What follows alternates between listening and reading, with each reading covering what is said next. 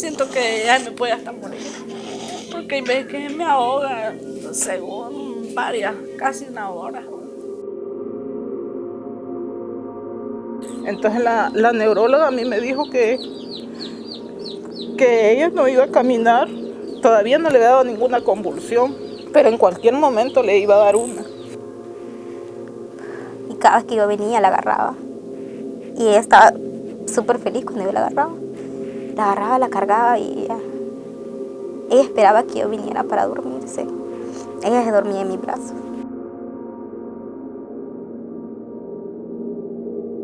Hace 7 años, una epidemia provocada por el virus del Zika incrementó de manera alarmante los casos de niños con microcefalia en Honduras, un padecimiento que, según expertos en la medicina, es desarrollado en la etapa de gestación del embarazo. El Heraldo viajó hasta la zona sur del país para conocer las dificultades que enfrentan estas angustiadas madres ante el olvido de las autoridades. Y es que en ese tiempo el gobierno prometió ayudar a cientos de madres que tuvieron a sus niños con esta enfermedad, pero que hasta el día de hoy solo quedó en promesas. En agosto de 2016, el gobierno de Honduras, encabezado por el presidente Juan Orlando Hernández, creó una fuerza de tarea para atender a los niños que nacieron con microcefalia. A través de la Secretaría de Salud se realizó un censo y se otorgaron algunas viviendas, y en especial en la zona sur, para ayudar a estas madres en el cuidado de estos niños. El programa Vida Mejor también fue parte de esa promesa que se dejó de recibir, según manifestaron estas madres a El Heraldo. Acá en el Hospital de Sur nunca en la vida me han dado algo así para el reflujo o un medicamento. Todos los he comprado. Desde que ella le descubrieron esa enfermedad, que hace 3 años. Más que todo a la presidenta, que se haga presente con todos los niños, que lo que prometió a los niños, que no les dieron nada, pues casas, nada. Que yo digo que todos tenemos los mismos derechos. Bueno, al principio dijeron que eran 2.000 lempiras mensuales. Pues al principio estuvieron, sí, dando los 2.000 lempiras mensuales, pero ya después se olvidaron. La unidad investigativa del Heraldo Plus estuvo durante varios días en la zona sur de Honduras, conociendo en la voz de expertos cómo se originó esta epidemia del Zika hace 7 años.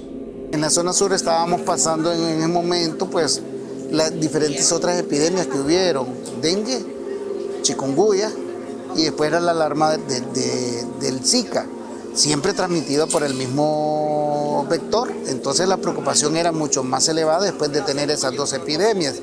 ¿Qué pasó? Se comenzó a hacer la alerta sanitaria sobre esa preocupación desde un noviembre de un año anterior, donde estábamos con la epidemia de dengue, y entonces pues ya a nivel internacional de lo que teníamos los casos de Zika, en ese momento Honduras no había reportado ningún caso y se venía pues sospechando, se comenzó a hacer la vigilancia epidemiológica en ese sentido,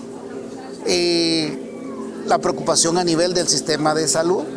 La población en ese momento no nos entendía el porqué, el impacto que iba a tener el Zika. Pensó que el Zika se iba a presentar como el dengue y el chikungunya de manera masiva, con aquellas fiebres bien altas, sino que pasó de manera desapercibida.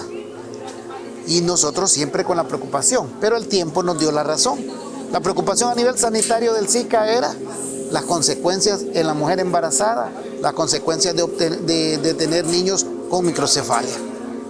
Según cifras consultadas por El Heraldo, desde 2013 hasta 2022, los departamentos de Francisco Morazán, Cortés, Choluteca han sido los más afectados con bebés que nacieron con microcefalia. Sin embargo, en otras regiones del país también existe una cifra considerable sobre estos casos. Como la mayoría de estas madres, nunca se dieron cuenta que sus hijos nacerían con microcefalia. El personal médico no reveló el diagnóstico durante la etapa de gestación, por lo que el impacto ha sido muy grande en estas madres hondureñas.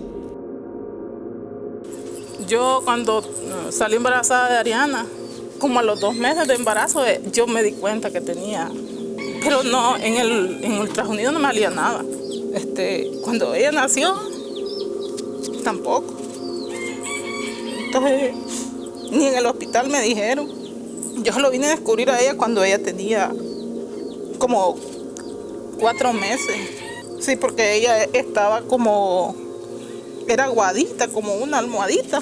No dominaba el cuello, nada. No hacía nada de una niña de 4 meses. La llevé a una clínica privada donde la pediatra me dijo, de un solo, ella no me dijo, solo la vio y me dijo que ella tenía microcefalia moderada, que con el tiempo iba a caminar.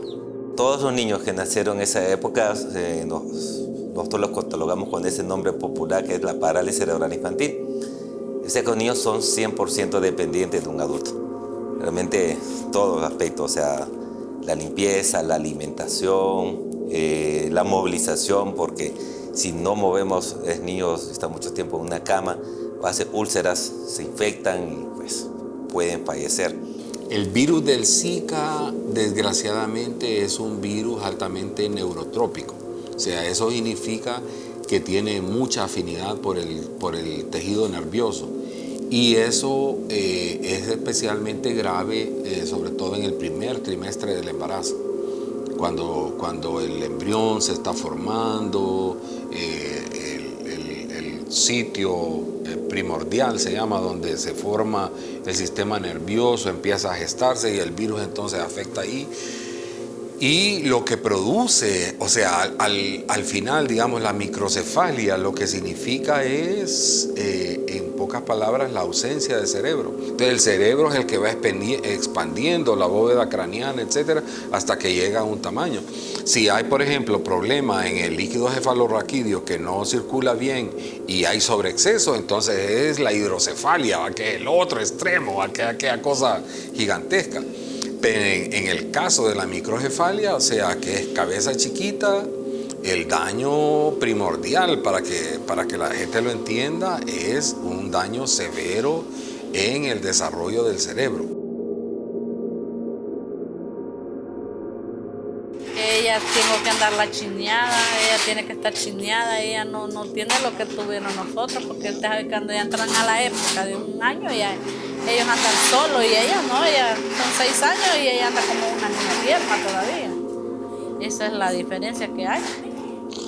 Y que el cuidado es más diferente también, porque ella por la noche, por el día es lo mismo cuidarla. Porque hay noches que yo no duermo con ella, porque hay veces que ella tuece y se me busca ahogar, y es donde yo me siento con ella, a estar sentada sacando de flema para que no se me vaya a ahogar. Porque yo siento cuando ella se me pone así, siento que ella me puede hasta morir, porque hay veces que me ahoga según casi una hora, y yo me pongo triste. Yo sé que un día Dios me la va a llevar, pero yo no quiero, aunque sea con sacrificio, pero yo la quiero tener aquí conmigo. Esa es mi mayor felicidad, que ella esté conmigo, con nosotros, pues con el papá, con sus hermanos, porque aunque sea ella es la felicidad de esta casa. El cuerpo uno se cansa. Por ejemplo, cuando yo voy a Tegucigalpa, andar todo el día allá, después regresarnos, eso es bien cansado para mí, porque hay que andar la chineadita y todo el día, porque los doctores, usted sabe que en un hospital uno hay que andar con todo el tiempo y hay que esperar bastante. Entonces sí es bien complicado para cada uno de nosotros. En Tegucigalpa, la realidad es un poco distinta, ya que conocimos algunos casos de niños con microcefalia en el que sus madres hacen lo posible para no interrumpir sus medicamentos y terapias.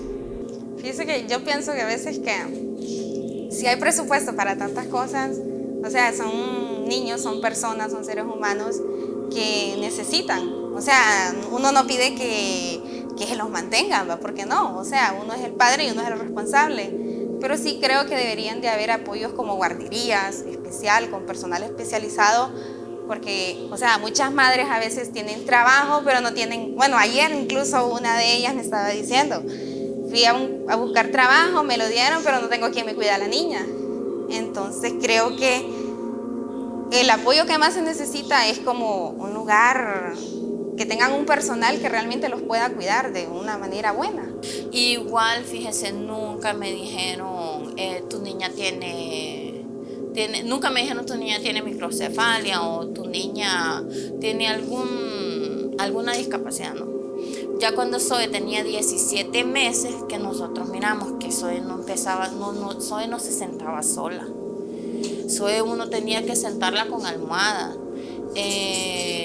Entonces ahí fue donde empezamos nosotros a ver, ¿verdad?, qué era lo que ella tenía. La llevamos donde un neurólogo y el neurólogo me dijo que había que hacerle unos exámenes. Le mandaron a hacer un TAC, un electroencefalograma, y ahí fue donde me dijo el doctor que la niña tenía una microcefalia leve. Le puede decir a un familiar que su hijo va a morir a los 2 años o a los 5 años, porque solo Dios lo sabe. Uno le puede decir el pronóstico, ¿verdad? Puede decirle su hijo no va a caminar, va a depender siempre de usted, o el niño no va a ir a la escuela, o el niño no va a hablar. O sea, uno a veces les puede dar ese tipo de información, pero la mayoría de las veces, como neurólogo pediatra, nosotros nos lo pasamos diciendo casi a los 2 años de edad. Fui yo aprendiendo que existía el carnet de discapacidad, que había un bono de discapacidad, pero a mí la primera vez que me lo dieron fue en el 2020. En el 2020 lo que me dieron fue 1.700 lempiras. En el 2021 sí me dieron como 10.000 lempiras, fíjense. Pero ya el año pasado la niña me la sacaron del bono. Conocimos el caso de Leida López, madre de Kimberly, quien falleció en marzo de este año. La tragedia a causa de esta enfermedad tocó la puerta de su casa. Ella reconocía las voces, la de mi mamá, la mía, la de mis hermanas. Ella no hablaba, pero sí balbuceaba. Entonces, el papá de ella se fue cuando ella iba a cumplir 3 años, pero ella siempre lo amaba. Si el papá le hablaba, ella balbuceaba y buscaba al papá. Era una niña que, al verla a ella, se veía reflejado el amor que ella sentía hacia mí y hacia mi familia. Y ella tenía algo especial, pues, porque ella prácticamente sabía reconocer quién la amaba de verdad. Y ella, todas las mañanas que yo me levantaba, ella sonreía. Sonreía demasiado. Y me dolía dejarla, pero sabía que lo hacía por ella.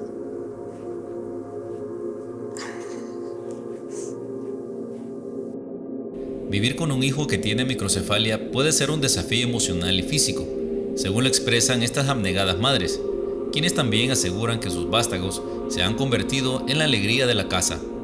Me puse mal porque la doctora me dijo a mí, al momento que tu bebé nazca, tu bebé va a morir inmediatamente, porque ya no está preparada para sobrevivir fuera de tu vientre. Entonces yo lloraba, en ese momento fue bien difícil para mí. Cuando ella nace, yo la tuve en el Hospital San Felipe. Entonces a mí solo me la ponen encima y yo la veo y todo. Y la abrazo y le digo a la doctora que por qué trae su cabeza tan chiquita. Entonces ella no me dice nada, solo me dice que es normal, porque está recién nacida. Entonces me dicen, cuando me pasan a recuperación, me dicen, ya te la vamos a llevar. Pero ella nunca llegó, nunca me la llevaron. Pedí información sobre ella y no me la daban.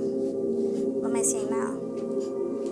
Entonces, como a las 12 horas de que yo la tuve, entonces yo me levanté a buscarla. Porque yo preguntaba por ella y nadie me daba razón de ella. La fui a buscar a todas las salas donde estaban los bebés y no la encontraba. Entonces volví a preguntar por ella y ya me enseñaron dónde ella estaba solita, en un lugar solo. Entonces cuando yo la miré, yo me puse a llorar porque no esperaba que ella fuera a nacer así, pues. Y creo que ninguna madre espera eso. Y empezaron a mandarme con la psicóloga otra vez, de nuevo. Entonces la psicóloga me dice, ¿sabes por qué estás aquí? Y yo le decía, no. Es por tu hija, me decía. Tu bebé, me decía, es un milagro, me dice, que ella esté viva. Entonces tienes que estar mentalizada de que tu bebé en cualquier momento va a morir. Ante la falta de apoyo a estas madres, el Hospital María y la Teletón son las instituciones que buscan una mejor calidad de vida para estos pequeños. Efectivamente, o sea, la valoración médica le va a decir qué tipo de terapia es la que va a indicar nuestro fisiatra, ¿verdad? Entonces, dependiendo del problema de movilidad y patrón anormal de postura que ellos tengan, entonces así van a ir dirigidas las terapias a miembro superior, a miembro inferior, cadera, a tronco. Hay unos niños que no controlan el cuello, que no se les cae la cabeza o no pueden sentarse, se caen del tronco. Entonces el pie efectivamente se deforma en equino, ¿verdad? O sea, caído o en varo, ¿verdad? Se deforman. Entonces nosotros, parte de los tratamientos son ejercicios de movilidad y de fortalecimiento y de alineación para mejorar esas posturas. Hacemos férulas en yeso también para alinearlos, hacemos cojines de asiento para sentarlos, para que tengan mejor alineados sus segmentos, o se les da silla de ruedas dependiendo de la edad. Entonces es una serie de terapias. Puede ir uso de piscina, puede ser uso de tinas de hidroterapia, puede ser y ejercicios en general, ¿verdad? Sin importar los años de vida que le quedan a estos pequeños, estas abnegadas madres se aferran a un amor incondicional, con la esperanza de que algún día ocurra un milagro.